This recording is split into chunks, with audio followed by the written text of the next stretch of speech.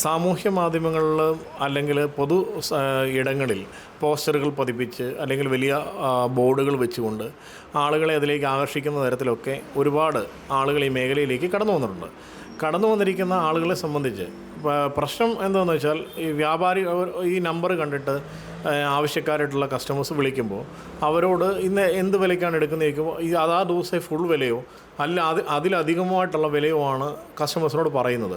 Customers അതിൽ വാക്ക് വിശ്വസിച്ച് അവരുടെ സ്ഥാപനത്തിൽ അല്ലെങ്കിൽ അവരുടെ കയ്യിലേക്ക് ചെന്ന് കഴിയുമ്പോൾ ഈ ആഭരണങ്ങൾ തൂക്കുന്ന ത്ലാസിൽ തൊട്ട് അഡ്ജസ്റ്റ്മെൻറ്റുകൾ നടത്തി അല്ലെങ്കിൽ ആഭരണങ്ങൾ ചൂടാക്കുന്നതിൻ്റെ ഒപ്പം ഇതിൽ നിന്ന് ആഭരണങ്ങളിൽ കുറച്ച് ഭാഗം മുറിച്ച് നീക്കി അല്ലെങ്കിൽ അങ്ങനെയുള്ള പലതരത്തിൽ ഉള്ള കാര്യങ്ങൾ വരുത്തി വില ഒരുപാട് കുറച്ചാണ് കസ്റ്റമേഴ്സിന് ലഭിക്കുന്നത്.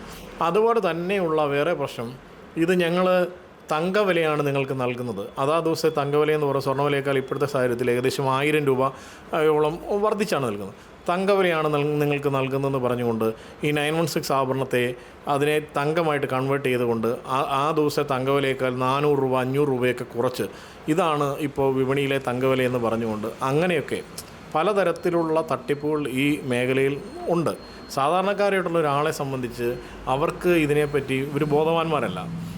ഈ വെയ്റ്റിനെ സംബന്ധിച്ചും ഒക്കെ വലിയ തോതിൽ ഒരു കസ്റ്റമർ കൊണ്ടുവരുന്ന സാധനം തന്നെ 2-3 ആയിട്ട് സെപ്പറേറ്റ് ചെയ്ത് തൂക്കുക. അതായത് നെക്ലേസുകൾ തന്നെ ഒരുമിച്ച് തൂക്കുക, വളകൾ തന്നെ തൂക്കുക. ഓരോ തവണത്തെ തൂക്കത്തിലും ഈ തൂക്കുന്നതിനായിട്ട് ഉപയോഗിക്കുന്ന പാത്രം, ഈ ത്ലാസിൽ വയ്ക്കുന്ന പാത്രം തന്നെ വളരെ വെയ്റ്റ് വ്യത്യാസമുള്ള പാത്രങ്ങൾ ഉപയോഗിച്ചുകൊണ്ടൊക്കെ ഈ മേഖലയിൽ ഒരുപാട് തട്ടിപ്പുകൾ നടക്കുന്നുണ്ട്.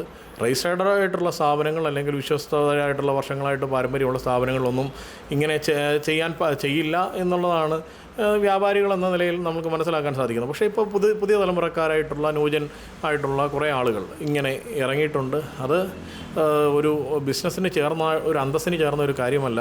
അത് ആളുകൾ വളരെ സൂക്ഷിക്കണം. കാര്യം എല്ലാവരും ഈ സ്വർണം വിൽക്കാനായിട്ട് വരുന്ന ആളുകളെ സംബന്ധിച്ച് അവർ വലിയ ബുദ്ധിമുട്ടിലും അവരെന്ത് ആവശ്യങ്ങൾ നേടിയെടുക്കാനായിട്ടാണ് ഇത് വിറ്റിട്ട് വിൽക്കാനായിട്ട് വരുന്നത്. പക്ഷേ അവരെ ഇങ്ങനെ ചൂഷണം ചെയ്യുമ്പോൾ അത് മൊത്തത്തിൽ ബിസിനസ്സിനെ അത് ബാധിക്കും. ആ ബിസിനസ് ചിലപ്പോൾ താൽക്കാലിക ലാഭമോ നേട്ടമൊക്കെ ഉണ്ടായെന്ന് പറഞ്ഞാലും അതൊരു ശാശ്വതമായിട്ടുള്ള ഒരു നേട്ടമല്ല. ബിസിനസ്സിന് എപ്പോഴും ഒരു നേരും നിറയും ഉണ്ടാവണം എന്നുള്ളതാണ് പറയാനുള്ളത്. ഏറ്റവും പുതിയ വാർത്തകളും വിശേഷങ്ങളും വിരൽത്തുമ്പിലറിയാൻ സീ മലയാളം ന്യൂസ് എല്ലാ ഡിജിറ്റൽ പ്ലാറ്റ്ഫോമുകളിലും ലഭ്യം.